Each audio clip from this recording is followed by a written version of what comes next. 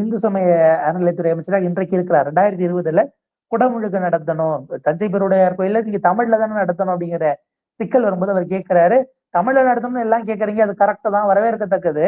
ஆனா இதே மாதிரி இந்து கோயில்ல கேட்கிற மாதிரி நீங்க மத்த மத வழிபாட்டு தலங்களிலும் கேட்பீர்களாங்கிற வார்த்தை இருக்கு இல்லையா? இது அப்படியே ஏறத்தாழ டாக்டர் சுப்பிரமணியன் சாமி மற்றும் அவருடைய நண்பர்களுடைய அந்த டோனாக, அந்த ஸ்டேட்மெண்டாக இருக்கிறதுங்கிறது தான் அவரின் மீதான அச்சத்தை, நமக்கு அச்சம்ங்கிறது தனிநபர் சார்ந்தது அல்ல. இந்த தமிழ்நாட்டுக்கு என்று, இந்து சமய அறநிலைத்துறைக்கு என்று ஒரு நீண்ட கால ஒரு பண்பாடு இருக்கிறது. நீங்க இந்து சமய அறநிலைத்துறை கொண்டு வந்ததே ஒரு 100 ஆண்டு கால வரலாறு கொண்டது.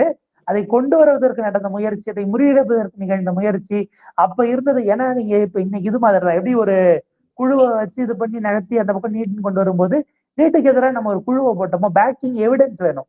ஒரு குழு அவங்க ஆய்வு செஞ்சு கொடுத்த அறிக்கையில் இருக்கக்கூடிய தரவுகள் இதன் அடிப்படையிலேன்னு.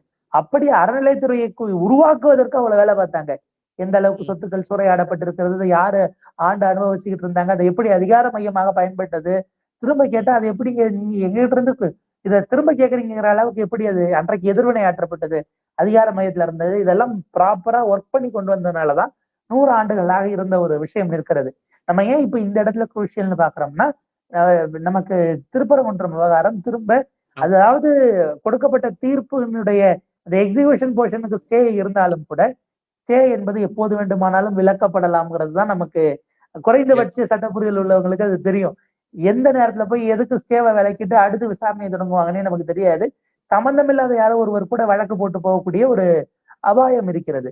அடுத்த தீபத்தை குறிவைத்து அது நகர்ந்தால் அரசினுடைய நிலைப்பாடு. நான் ஏன் இங்க வர்றேன்னா, நம்ம இப்ப இவர் தனிநபருக்குள்ளேயே இப்ப இவர் இன்னொரு கேள்வி கேட்கலாம்.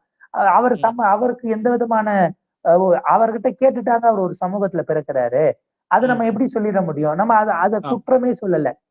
என்ன சிக்கல்னா, இந்த சிக்கலை இப்ப 8 அமைச்சர்கள் விசிகாவோட சேர்த்து பட்டியல் சமூக அமைச்சர்கள் இருக்கிறாங்களே, அதுல ஒருவரை நீங்க கொண்டு போய் அறநிலைத்துறை அமைச்சராக போட்டிருந்தால் ஒரு ஸ்டேட்டஸ்கோங்கிறது, இன்னைக்கு உங்களை விமர்சித்த அத்தனை பேரும் வேறொரு திசைக்கு போயிருப்பாங்க. கடைசியாக உங்களுடைய கொள்கை தலைவர்கள் ஒருவரான காமராஜர் செஞ்சது, நீங்க அதை நீங்க திரும்ப அதனுடைய ஒரு நீட்சி என்பதாக கூட நீங்க கிளைம் பண்ணி இருந்திருக்கலாம். அதாவது இது திரும்ப நீங்க ஏதோ ஒரு வகையில ஒரு அது 2 பக்கமும் நம்ம அந்த விமர்சனங்களை ஏற்று விவாதிக்க வேண்டியதுன்னு நம்ம பார்த்தாலும் கூட, மீனவர் சமூகத்தை சேர்ந்த ஒருவரை கொண்டு போய் திரும்ப நீங்க மீனவர் நலத்துறை அமைச்சராக இருங்கள் அப்படிங்கிறது, அல்லது இந்த மாதிரி பிராமணர் சமூகத்திலிருந்து வந்தவங்களை கொண்டு போய் நீங்க இந்து சமய அறநிலைத்துறை அமைச்சராக அதை கண்காணிங்கிறதே கூட, ஏன் அதை மாத்தி பார்த்தா என்ன? நீங்க தான் எல்லாத்தையும் உடைக்கிறீங்களே. அவர்களே சொல்லக்கூடிய கட்டமைப்பு ரொம்ப பழமையானது, அதை எதுக்கு நம்ம ஃபாலோ பண்ணணும்?